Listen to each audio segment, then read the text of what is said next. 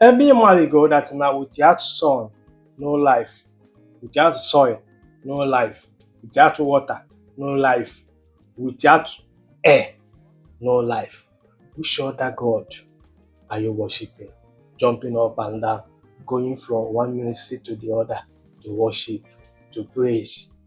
Which God is that? Above that now without sun, ya anyanwụ, ya obi life nwa mụ na gị na-abụ nọ. Without mmiri, nwere ike ka anyị dị ka ndụ n'ụwa. Without Gaddafi bụ aja anị. O nwere ife karịa ndụ akarị dị n'ụwa.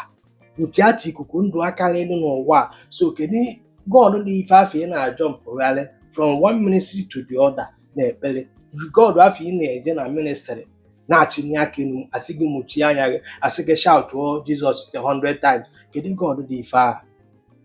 Ebe ọ bụ that na without this things a mkpọrọ gị afọ kịta na enwere ife dị ka that is ndụ akarị na-ede n'ụwa.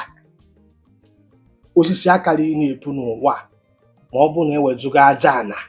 Nke ata anyanwụ nwere ife karịa na-eme ya ọ na-gbasara mmadụ ihe ọbụla na-eku ume akarị nọ n'ụwa.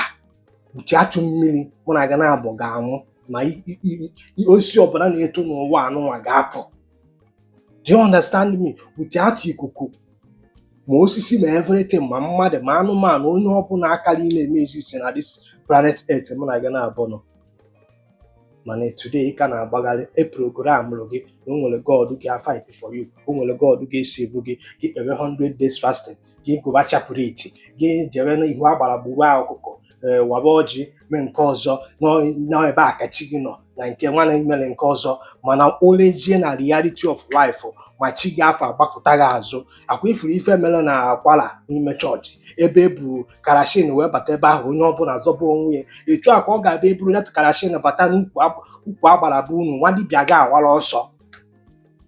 Etu a ka ọ ga-adị atụọ bọmbụ na vileji ga everything nọ ebe ahụ asị nke ya.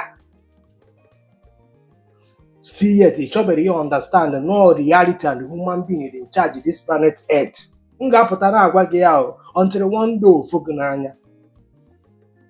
Until one day ọ ga-efu gị n'anya. Do you understand?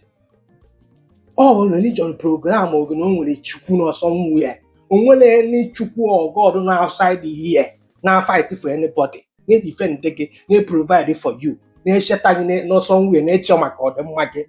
Ọnwụ na gọọmenti mụ na gị na-abụ echere maka ọdịmma mụ na gị na-abụ, anyị ga na-anwụ ọnwụ ike like ife a kịta a na-anapụ ndị mmadụ na-egbufa. Ihe a bụ ọnwụ ike.